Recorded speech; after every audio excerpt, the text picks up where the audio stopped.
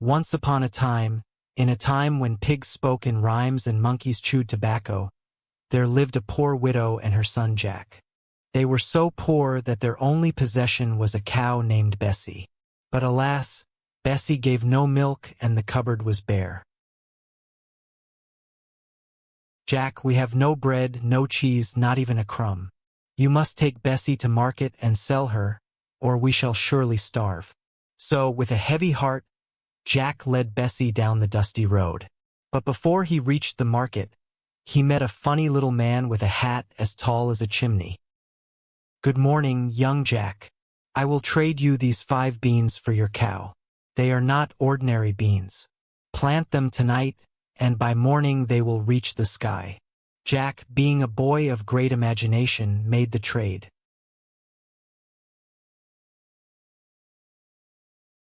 But when he returned home, his mother was furious. She threw the beans out the window into the garden, but that night, while Jack slept, the beans began to grow. They grew up and up and up till they reached the very clouds themselves. The next morning, Jack climbed the beanstalk. He climbed, and he climbed, and he climbed,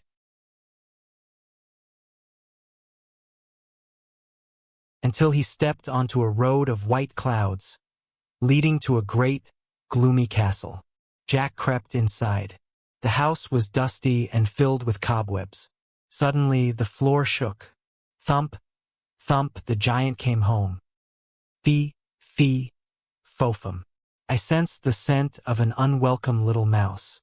Be he big or be he small, I want no visitors here at all." Jack hid in the oven, trembling like a leaf. The giant ate his supper and fell asleep, snoring like thunder.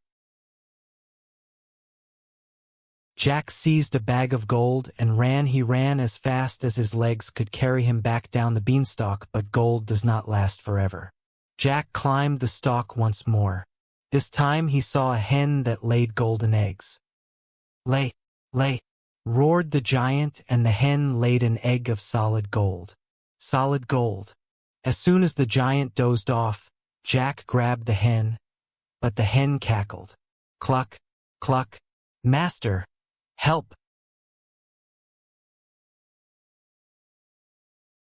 "Who goes there?" Jack barely escaped, the giant's fingertips brushing his heel as he slid down the vine. Jack knew he should be content, but the legend of the golden harp, whose music could charm the wind and calm the sea, called to him. So for the 3rd time, Jack climbed through the mist, the clouds, until the world below was nothing but a speck of dust. He crept into the castle. It was gloomier than ever. The air smelled of old cheese and loneliness. There, in the corner, sat the golden harp, covered in gray dust and cobwebs. "Poor thing, you used to shine so bright." Jack reached out to wipe a smudge of dirt from the harp, but the moment his finger touched the strings, "Master, awake! A thief is near. Wake up! Wake up! The danger is here." The sound echoed like a bell. Suddenly, the floor jumped. The giant leaped from his chair. "Fee, fee, fo, fam, I hear the hum of a thief who has come." Jack tried to run, but a massive hand as big as a carriage slammed down in front of him. The giant pinched Jack's vest between 2 massive fingers and lifted him high into the air. "Please, Mr. Giant. I'm too small to be a snack. I'm mostly bone." He opened his mouth and his lip began to quiver. Then his chin wobbled. "Snack? I don't want a snack." Suddenly, the giant dropped Jack onto a pile of soft, dirty laundry. He covered his face with his hands and let out a wail that shook the rafters. Tears the size of watermelons splashed onto the floor. Jack had to jump to avoid getting soaked. "Look at this place. It's a pigsty. My fingers are too big to hold a broom. My feet are too heavy to walk without breaking the floor. I try to cook and I burn the clouds.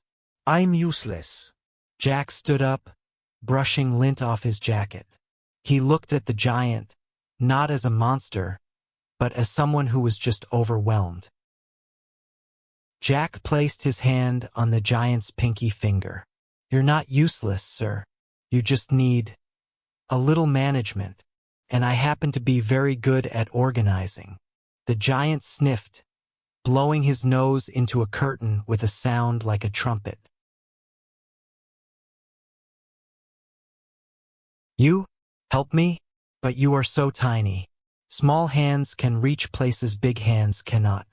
Now let's get to work. And so the work began. Jack was the captain and the giant was the crew. Scrub here. Scrub here. Polish there. Scrub it faster. Keep that rhythm going. Don't slow down. Jack tied brushes to his feet and skated across the tables using soap suds, leaving a shiny trail behind him. Swish, swoosh, sparkle. The giant used his mighty breath to blow the dust out the windows. They worked until the sun began to set. As the grime vanished, the magic returned. The dark gray castle turned a pearly white. Vines grew instantly along the walls, blooming with flowers that glowed in the twilight. Smells sweet, like lavender and rain. Birds who had been hiding in fear flew back. Bluebirds nested in the giant's beard. Instead of swatting them away, the giant giggled. Oh, it tickles. Look, Jack, I have friends. That evening, they sat on the balcony. The giant used a thimble to serve Jack tea, and Jack shared stories of the world below. You won't believe what I just saw up there. It was incredible, glowing brighter than the moon. They laughed until their sides hurt. But as the moon rose, Jack became worried. I must go. My mother will be worried. The giant looked sad, but he understood.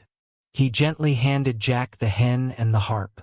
Take them, not as stolen goods, but as gifts for my first best friend.